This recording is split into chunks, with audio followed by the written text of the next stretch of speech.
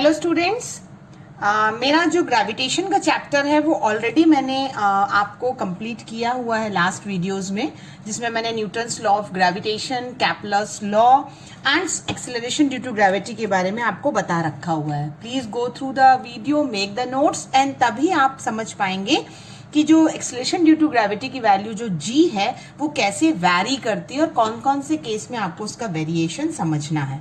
तो जो सबसे फर्स्ट वेरिएशन आज हम देखने वाले हैं, और ये जो मैं क्लास 11th और 9th लिखी हूँ तो उसमें मैं आपको बता दूं कि 11th में हमारे पास बहुत डिटेल्ड डेरिवेशन में है, बट 9th में भी आपको उसका बेसिक देखना है और पढ़ना है कि g की वैल्यू कैसे वैरी होती है। करेक्ट। तो सबसे पहला वेरिएशन हम देखेंगे कि due to the shape of earth, ठीक है, शेप ऑफ अर्थ के हिसाब से कैसा वेरिएशन होता है स्मॉल जी का। एक्चुअली हम जो हमेशा सर्कुलर शेप बना देते हैं वो अर्थ का शेप नहीं है। Earth is having like this a little different shape जो कि बल्ज्ड होता है nearing the equator, and poles पर जो होता है वो फ्लैटेंड होता है। Okay, it is flattened at the pole. तो ये जो होगा वो कौन सा रेडियस होगा, पोल का होगा, और ये जो रेडियस होगा वो इक्वेटर का होगा। बल्ज्ड होता है, बाहर तरफ निकला हुआ रहेगा एट द इक्वेटर साइड। ठीक है, तो शेप का फर्क कैसे पड़ेगा, क्योंकि हम जानते हैं एक्सेलरेशन ड्यू टू ग्रेविटी की वैल्यू होती है gm अपॉन आर स्क्वायर, जहां g जो है हमारे पास ग्रेविटेशनल कांस्टेंट है, m mass of the earth है and r is a radius.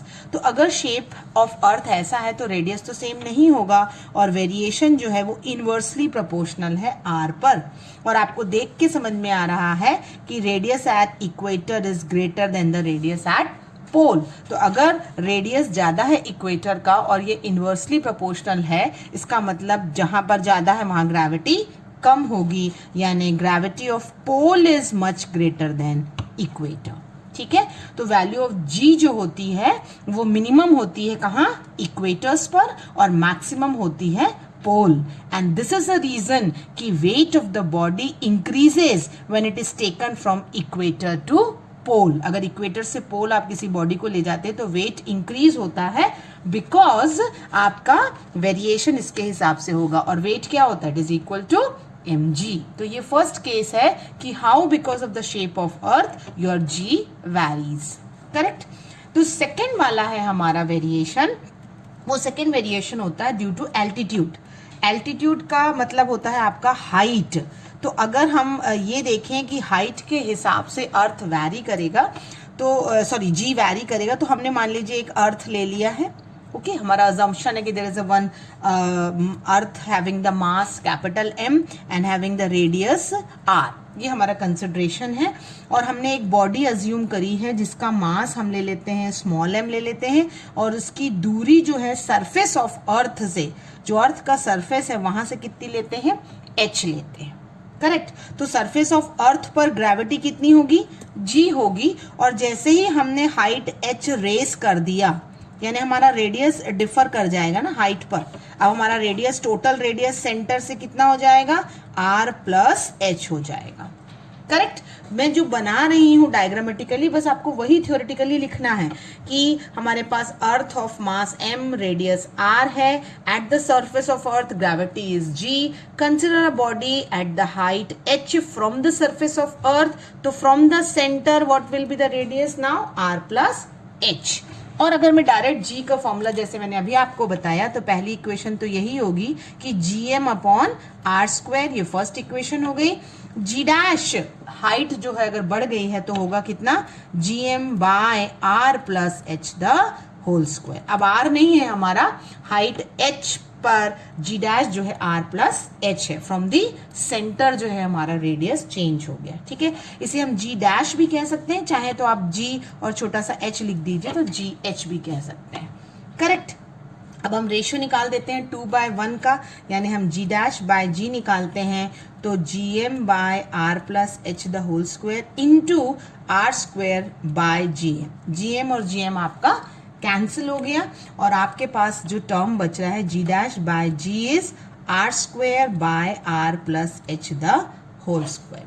9th के बच्चे अगर यही बस बता करके छोड़ देते हैं तो भी उनका करेक्ट होता है कि वेरिएशन ऑफ जी इसके हिसाब से वैरी करता है। जी डैश में ये जी मल्टीप्लाई हो जाएगा, करेक्ट। लेकिन हम 12th में थोड़ा सा 11th में हम इसको थोड़ा सा सॉल्व करते हैं और आपको भी सॉल्व करना आना चाहिए।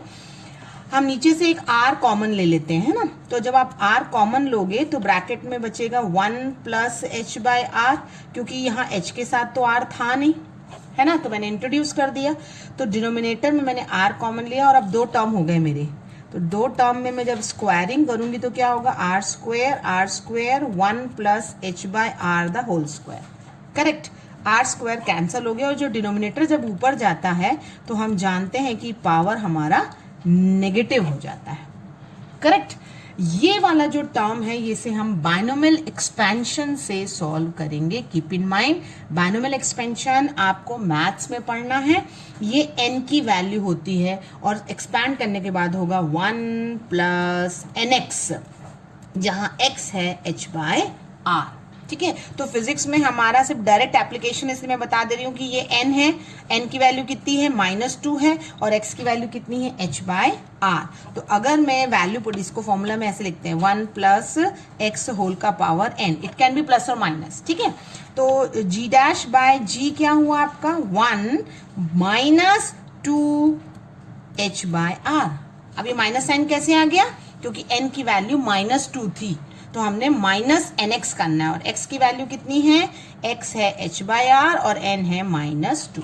बायो वाले बच्चे से डायरेक्ट यही समझ के बस अप्लाई करना सीख लीजिए तो इजी रहता है। मैथ्स वाले बच्चे तो बायनोमियल एक्सपेंशन पढ़ते हैं तो उनको क्लियर हो जाता है। 2h बाय आर इंटू जी, ये g का वेरिएशन है formula when your body is moving above from the surface of earth. तो एक्सेलरेशन ड्यू टू ग्रेविटी जो होती है डिक्रीज होती है with the increase in the height of h, ठीक है। g डैश जो होगा वो डिक्रीज होता जाएगा धीरे धीरे। 9th के बच्चे यहीं से बता देते हैं, अगर ये टर्म बढ़ेगा, r प्लस है ना, तो अगर ये टर्म बढ़ेगा तो इनवर्सली प्रोपोर्शनल है ना, if you will increase r plus h it will decrease g inversely.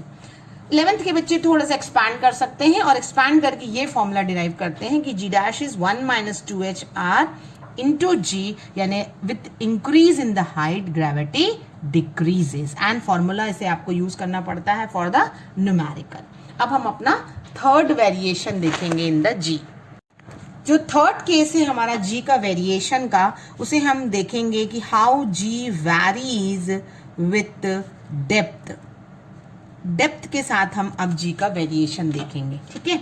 तो हमने कहा कि फिर हमारे पास अर्थ है, अर्थ का मास हम कैपिटल M ले रहे हैं, अर्थ का जो रेडियस है हम R ले रहे हैं, करेक्ट। अब डेप्थ है तो आप अंदर की तरफ बनाइए एक छोटा सा सर्कल और उसकी हाइट बोल दीजिए कि this is h। So now what GD जो आपको निकालना है, GD कह सकते हैं अगेन या G डैश कह सकते हैं, योर विश। तो GD का मतलब हुआ ग्रेविटी एट दी डेप्थ।